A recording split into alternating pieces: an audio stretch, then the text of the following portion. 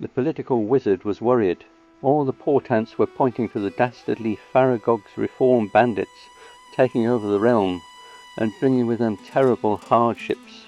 Yet many of his local friends were happy and were predicting that the Green Pixie, Zack, and his merry band were going to snatch the nation from out of Faragog's grasping claws. The wizard was old and wise, so he knew well what dark enchantments locked the land's politics to its accursed course, and he doubted the Pixie's magic was strong enough to win. The Pixie's party looked like exactly the kind of political butterfly that could lead many astray with false hope and dangerously muddle the next big vote. Hoping that he was wrong, he sought out the Silicone Faerie, floating above her pool of knowledge. Is there a viable scenario in which the Green Party enters government in 2029? He asked nervously, and please could you include all variables with their estimated probabilities? The fairy gave a silver tinkling laugh. Of course, wizardy poos, she said, waved her wand, and began to compute. Predicting the entry of the Green Party into a UK government by 2029 requires navigating a chaotic maelstrom of electoral volatility. Currently, the Greens are experiencing a significant surge in polling, hitting roughly 18% to 19% in early 2026.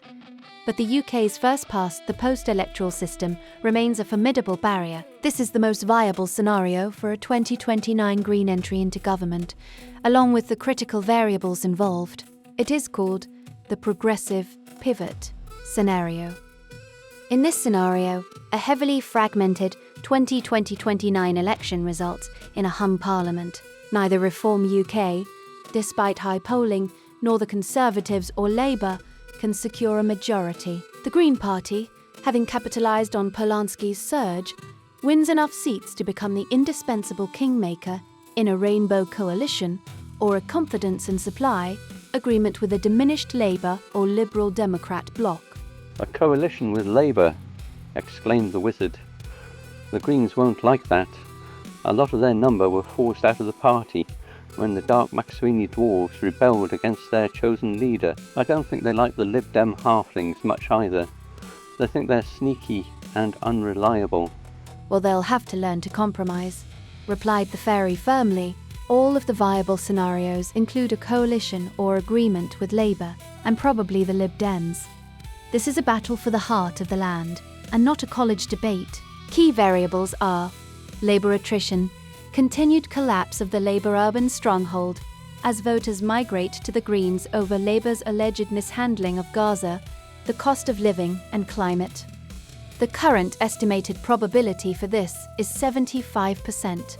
The next variable is the Polanski factor, the party leader's ability to maintain personal popularity and transition from a protest vote to a credible governing force, the estimated probability being 40%. Next comes first-past-the-post inefficiency. The Greens' national vote share must be concentrated in 30 to 50 target seats rather than spread thinly to avoid a high vote with low seats outcome. Estimated probability of achieving this is 30%. Then they need a hung parliament. No single party reaches 326 seats.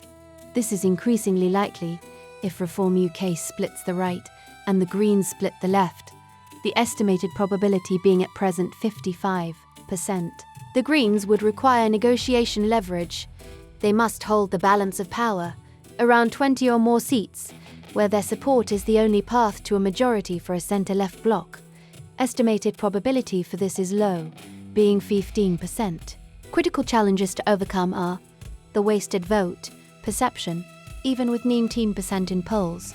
36% of potential Green voters still fear their vote won't count. Overcoming this psychological flaw is essential for the 2029 campaign. Policy scrutiny is another major challenge.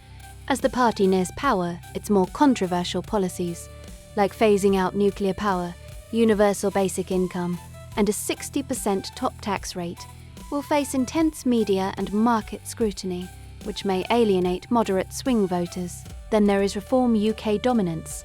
Current 2026 public opinion mapping models suggest Reform UK could become the largest party. If Reform wins an outright majority, the Greens, regardless of their seat count, will remain in opposition. So, she said, a viable scenario exists, but it is highly conditional. It relies on the Green Party successfully cannibalizing the Labour vote in university cities and metropolitan hubs, while the Conservative versus Reform split prevents a right-wing majority. Total estimated probability of the Green Party in government in 2029 is 10 to 15%. The wizard frowned. Such a small possibility is what I feared, he said. Many of my friends are hoping for a green landslide, without any help from the centrists.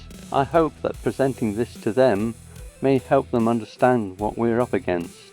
I hope that this has helped communicate the real issues with the current enthusiasm for the Green Party, without appearing condescending or confrontational. The fairy in this scenario is Google Gemini. I chose this approach because she has access to the statistics and current political analysis, while hopefully lacking bias. Goodbye, and watch out for the bots and trolls.